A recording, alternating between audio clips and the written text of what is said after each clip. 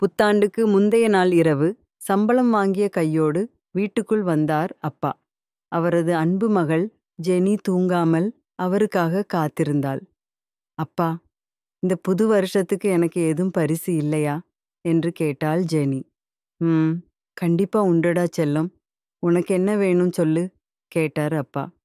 எனக்கு புது ஷூ வாங்கித்தாங்கப்பா, அதுவும் பாட்டா ஷூ வேணும் என்றாள் ஜெனி. நாளைக்கு வாங்கி தர்றேன், இப்ப போய் தூங்குமா என்றார் அப்பா. புத்தாண்டு அன்று காலை புது ஷூ வாங்கி கொடுத்தார் அப்பா. மிகுந்த மகிழ்ச்சியோடு புத்தாண்டு பரிசை பெற்றுக்கொண்டாள் ஜெனி. அந்த புது ஷூவை பரிசு பொருளாக வண்ணத்தாளை வைத்து கட்டி கொண்டிருந்தாள் ஜெனி.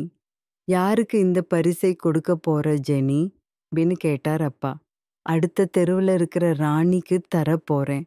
அவகிட்ட ஒரே ஒரு ஷூ தான் இருக்கு, அதவும் கிழிஞ்சிருக்குப்பா என்றாள் ஜெனி. ரொம்ப நல்ல காரியம் ஜெனி. ஆனா என்கிட்டே பரிசு, உனக்குன்னு ஏன் பொய் சொல்லி கேட்டே என்ன அப்பா கேட்டாரு.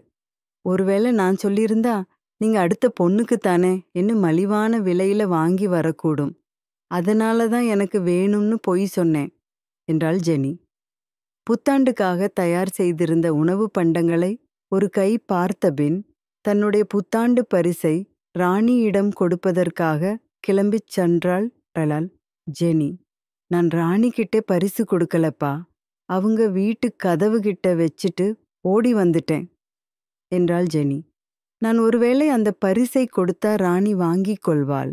ஆனால் அதுக்கு பிறகு என்னை பார்க்கும்போதெல்லாம் நன்றியுணர்ச்சியோடு பார்ப்பாள். இயல்பா பழக மாட்டா, ஒரு உதவியாளனாகத்தான் என்னை பார்ப்பாள். கடவுள் உண்டியலில் போடும் காசுக்கு விளம்பரம் தேவையா என்றாள் ஜெனி. பிறருக்கு உதவ வேண்டுமென்று எண்ணும் தனது 13 வயது மகளை பார்த்து நெகிழ்ந்து போனார் அப்பா.